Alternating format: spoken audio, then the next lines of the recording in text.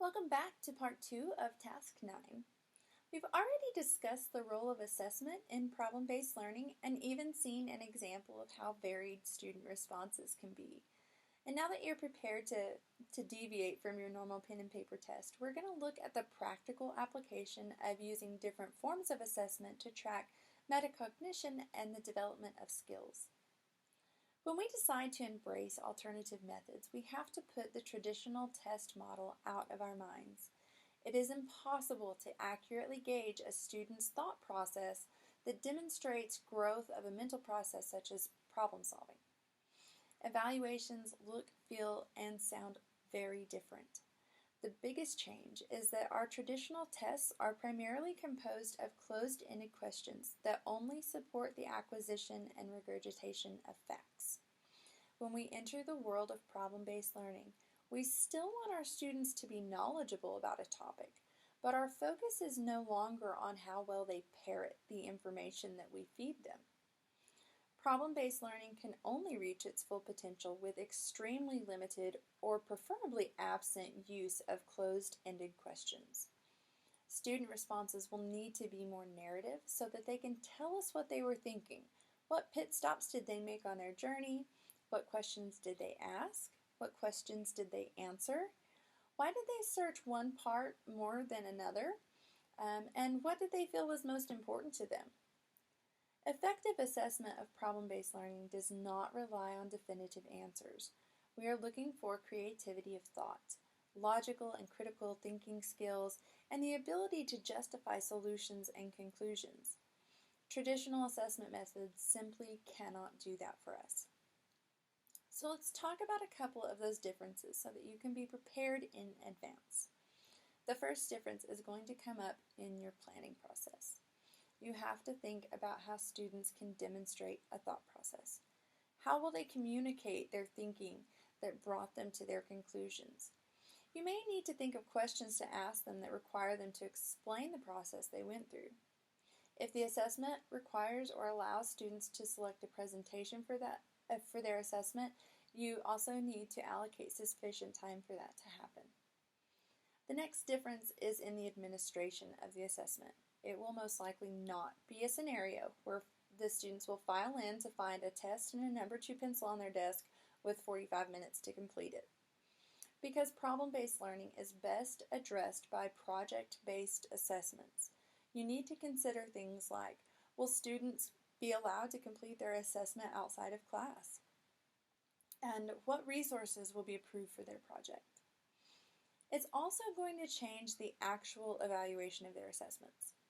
With project-based exams, you have to make a plan on how you will engage in objective grading of student work. It is no secret that your learning style is probably going to connect with 1 or maybe 2 students that are more like-minded to you than the others. But this allows an opportunity for educator bias or evaluator bias to sneak in. Just because you understand or relate to a certain student's thought processes and might have come to the same conclusion, you must also be able to see the merit in student responses that are different from yours. Objectivity is a necessity, and it does not consistently happen without a plan for evaluator procedure to ensure objective integrity. It will also take you more time. You are not going to go through with an answer key and check right or wrong. You're going to have to try to connect with the student through their demonstrated work to determine if growth and development of skills has occurred. We must ask ourselves how we will ensure objectivity. The best tool for this is a rubric. If you use problem-based learning very often at all, you will become a master rubric craftsman. Not only does it provide assurance of objectivity for the evaluator, it clearly defines the characteristics required for students to demonstrate mastery of a concept. This is not a cheat sheet. This is just stating the rules of the game. What are our expectations? If I ask for 3 ethical issues America is facing regarding human rights, I need to provide students with the directions. It wouldn't be fair of me to give them a 0 on an area because they only produced 1 when I asked for 3. Maybe it's that they just need to justify their answer using 2 scholarly articles to support their conclusion. If the student answer does not contain this, then they get a 0 for that evaluated area. If a student identifies 2 current human rights issues and 2 or more recent scholarly articles that support their response, I can allocate a 3 for that student response. I don't even have to look at the student's name. The rubric will allow you to grade the responses with all of the same questions and with all of the same requirements. Students also need advanced copies of this rubric. They need to know exactly what's expected of them. And it's good to give them a little guidance for how they will adequately demonstrate their skills and knowledge. As with many of the other essential characteristics of an effective problem-based lesson, patience is going to be required throughout the assessment process. Each student will develop their skills at a unique rate. Some students may adjust very quickly and just dive right in. Some will be a little slower to show a great change in their abilities. Just remember that by using problem-based learning to teach the skill of problem solving, that this growth doesn't happen overnight. The big question is that if we cannot rely on traditional assessment practices to ensure us that our lessons are effective and student skill development is present, how do we know that this is working? You're going to have to hone in your skills of observation. You have to watch, read, hear student answers, questions, watch their behaviors, look at the quality of their work, the confidence, and many other categories.